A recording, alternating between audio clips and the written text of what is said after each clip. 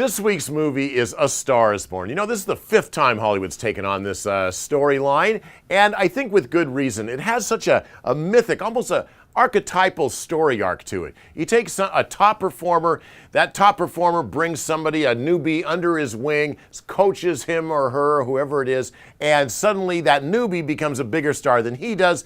As we watch the newbie become a superstar, we watch the one-time superstar decline. It's this perfect up and down kind of story. Then you throw in, like a love story, make them lovebirds, and you have this perfect setup for a tragic romance. And I think that's the appeal. That's why Hollywood keeps coming back to it. Now, the last time most of us that are alive can remember was the Barbra Streisand, Kris Kristofferson movie. It turned out to be a huge hit. Evergreen, I think, won the Oscar for Best Picture. It was a smash hit soundtrack, and I wouldn't be surprised if the same thing happens this time out.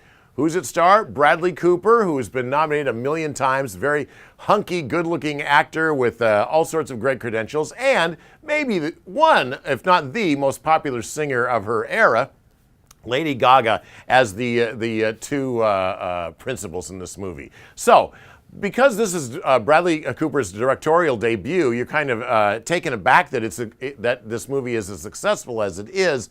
But the real question you have to ask yourself when you first hear this movie is coming to the fore is, first off, can Bradley Cooper sing? After all, he may be a hell of an actor, but that doesn't make him a good singer. But if you get just a hint of him singing, he really can sing. He's a hell of a singer. In fact, I would offer that he might be a better singer than Kris Kristofferson was, even though that was Kris Kristofferson's trade was as a musical performer.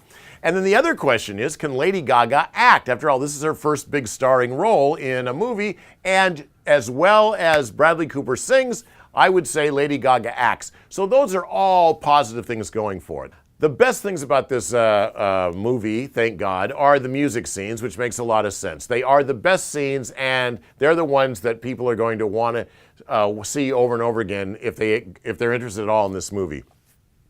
There are a couple of great musical scenes. One of them, I think, that might even become iconic in movie history, is a supermarket parking lot after they kind of met cute. I won't get into that story, but there's Lady Gaga and Bradley Cooper playing Jackson Maine and Allie, I guess the two characters' name.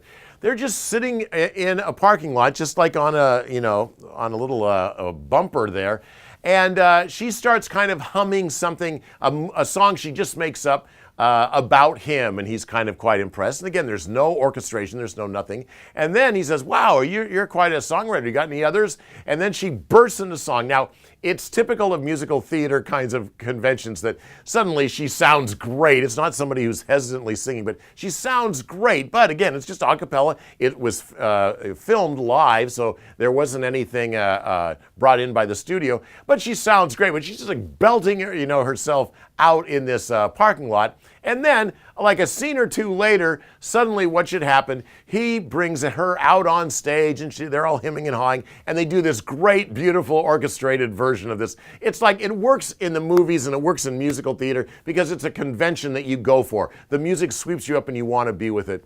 It's not very realistic, but it's a very winning moment. In fact, almost all of the big numbers, in fact, I wish there were more musical numbers in this movie than there are really pretty much highlights, which explains ultimately to me the movie. Her rise is way too fast. His decline seems a little too contrived to be believable. But ultimately that may not matter because the music is so fun and it's so good that even though I don't think it's any great shakes as a movie, the music is good enough that I wouldn't mind seeing this movie a few times. It's worth watching because of the music. Lady Gaga is fantastic. Bradley Cooper, I think he could have a career if he wanted to as a rock star or at least a folk singer. This movie is recommended for the music, not for the story. I think it's going to be a big hit. All of my movie reviews are brought to you by Red Wind Casino. See them here first on the KIRO Radio Facebook page and find all of them at mynorthwest.com.